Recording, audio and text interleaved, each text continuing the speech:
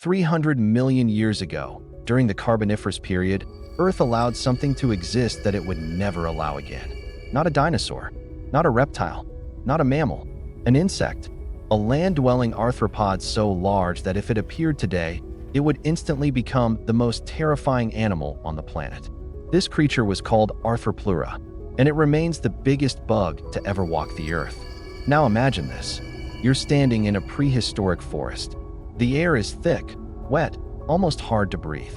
There are no birds, no familiar sounds, and then you feel something move. Not fast, not sudden, just pressure. Something heavy crawls across the ground, and then over you. Dozens of legs moving in perfect rhythm. A cold, armored body pressing down. Segmented plates sliding past your skin. It doesn't bite. It doesn't rush. It just keeps moving. And there is nothing you can do to stop it. That was not a nightmare. That was Earth, 300 million years ago.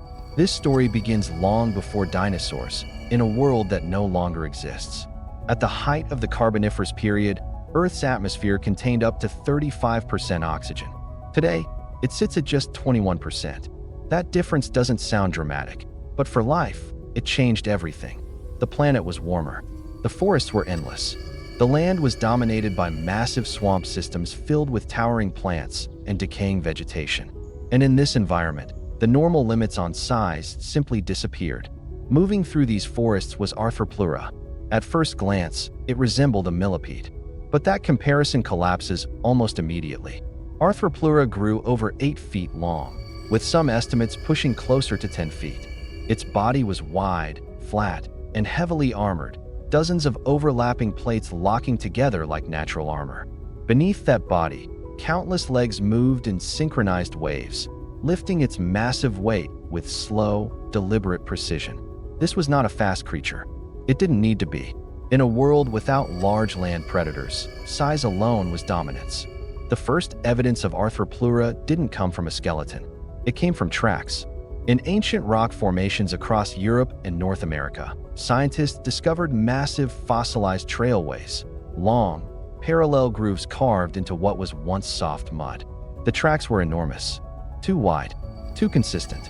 For decades, no one could explain what made them. Then the fossils were found. Segmented exoskeleton plates, armored body fragments, remained so large they were almost impossible to classify. When researchers finally pieced them together, the conclusion was unavoidable. These tracks were not made by a reptile, not by an amphibian, not by any vertebrate at all. They were made by an arthropod. To understand how something like Arthropleura could exist, you have to understand how insects breathe. Arthropods don't have lungs. They rely on a network of tiny tubes called tracheae, which deliver oxygen directly to their tissues through diffusion. In today's atmosphere, this system places a hard limit on size. Oxygen simply can't travel far enough to support large bodies. But during the Carboniferous, the air was saturated with oxygen. Diffusion became incredibly efficient. And suddenly, insects were no longer small. Arthropleura didn't evolve to be a monster. It evolved because the planet allowed it to. With abundant oxygen, endless forests, and little competition, Arthropleura filled a niche that no longer exists. It likely fed on decaying plant material, fallen leaves, rotting wood, organic debris that covered the swampy forest floor. It wasn't a hunter. It didn't chase. Its size alone was protection. Few creatures could challenge something this large, this armored, and this perfectly adapted to its environment. Imagine seeing it disappear into the undergrowth. No roar, no attack, just the slow, unsettling sound of dozens of legs fading into the forest. During the Carboniferous period, that was normal, because Earth, for a brief moment in deep time, was a planet built for giants. And Arthropleura was one of the most extreme giants it ever produced. Arthropleura was not alone. That is the part most people don't realize.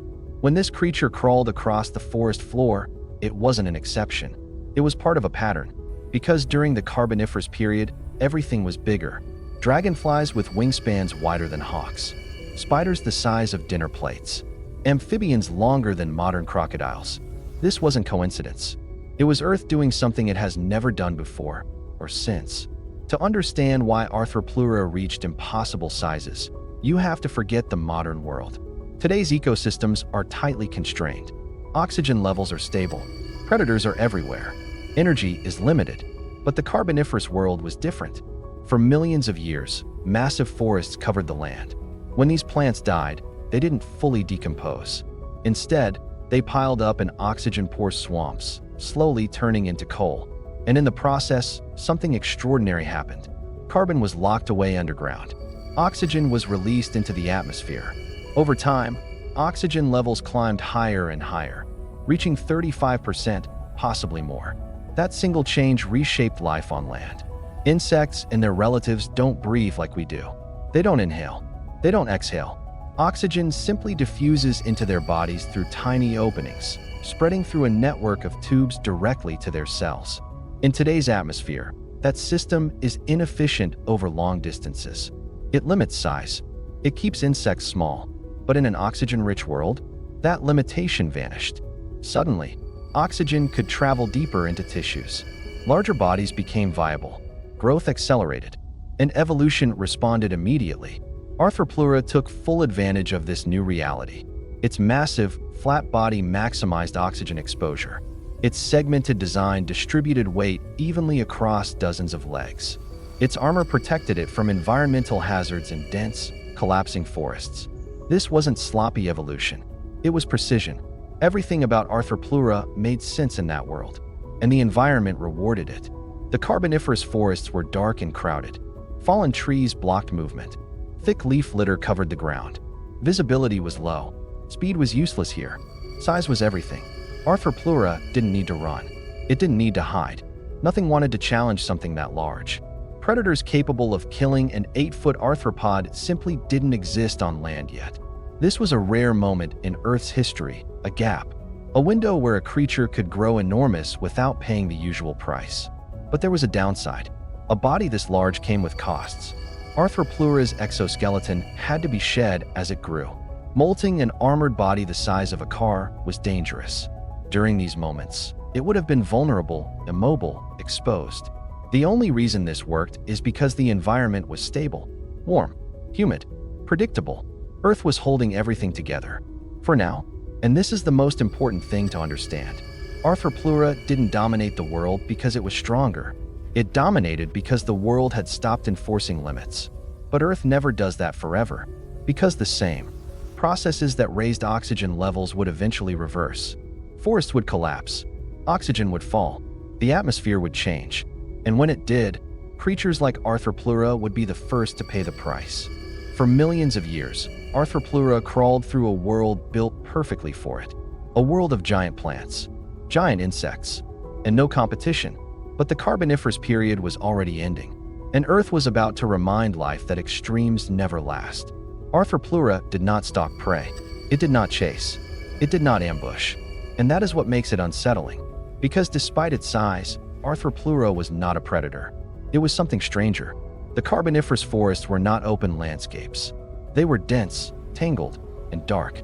Giant tree-like plants rose straight up, their lower trunks bare, their upper canopies blocking much of the light. Beneath them, the ground was layered with rotting leaves, fallen branches, and decaying wood. The forest floor was soft, wet, unstable, and this is where Arthropleura thrived. Evidence suggests that Arthropleura was a detritivore, a feeder on dead plant material. It likely consumed fallen leaves, decomposing wood, and organic debris that accumulated endlessly in these swampy environments. This may sound harmless, but in that world, decay was everywhere. There was no shortage of food, and Arthropleura was perfectly built to exploit it. Its long, flattened body allowed it to move easily beneath low vegetation. Each rigid segment overlapped the next, creating a flexible but heavily armored shell that protected it from collapsing debris. Dozens of legs moved in coordinated waves, distributing its massive weight across the soft ground. Where a large vertebrate might sink or struggle, Arthropleura glided forward with steady pressure. Slow, relentless, unstoppable. Now imagine being a smaller animal in that forest. Visibility was poor. Sound traveled strangely through thick humidity. You wouldn't hear Arthropleura coming from far away. There would be no sudden movement, just the creeping realization that the ground itself was moving. And then the shadow. Despite its size, Arthropleura was not aggressive. There is no evidence of jaws designed for killing, no weapons built for attack. Its mouthparts were suited for grinding and processing plant material, not tearing flesh. But that didn't make it safe to approach. An animal this large didn't need to bite to be dangerous. Accidental contact alone could be fatal. A misplaced step, a slow roll of its armored body, a shifting of weight. In a world without large land predators, size itself became power. Arthropleura likely spent much of its time moving slowly through the forest, feeding continuously. Its metabolism, supported by high oxygen levels, allowed it to sustain its massive body without the need for speed or frequent rest.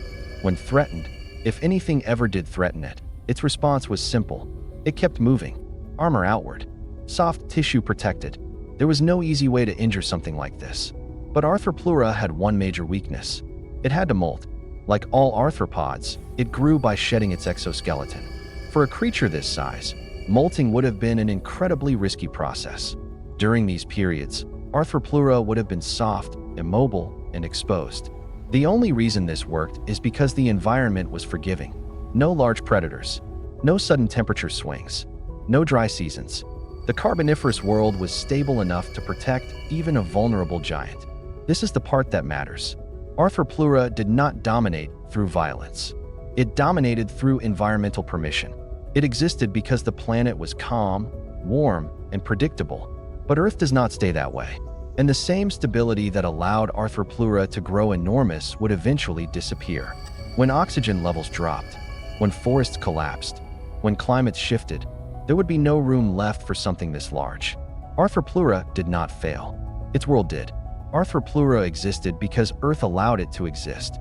For millions of years, the planet created a perfect balance: dense forests, endless swamps, and an atmosphere so rich in oxygen that the usual limits on life simply vanished. In that brief window of time, insects were no longer small. The ground itself belonged to giants. But Earth never holds those conditions forever. As climates shifted and forests collapsed, the rules returned.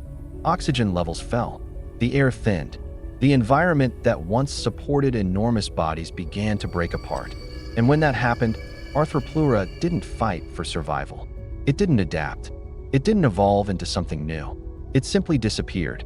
Not because it was weak, but because it was perfectly adapted to a world that no longer existed. And that is the lesson buried in its fossils. The size of life is not fixed. The limits of biology are not permanent. They change with the planet. Arthropleura reminds us that Earth has produced creatures far larger, stranger, and more extreme than anything alive today. The world we live in now is not the most dangerous Earth has ever been. It is simply a more limited one. Every fossil is a message from that past. A reminder that ecosystems can shift, rules can change, and giants can vanish without warning. If you enjoy deep-time documentaries like this, stories grounded in science, told cinematically, and focused on real prehistoric life, consider subscribing. It allows this channel to continue creating longer, deeper, and more ambitious videos. If this story made you stop and imagine a world unlike our own, leave a like. If you have thoughts or questions about Arthropleura or the Carboniferous world, leave a comment below.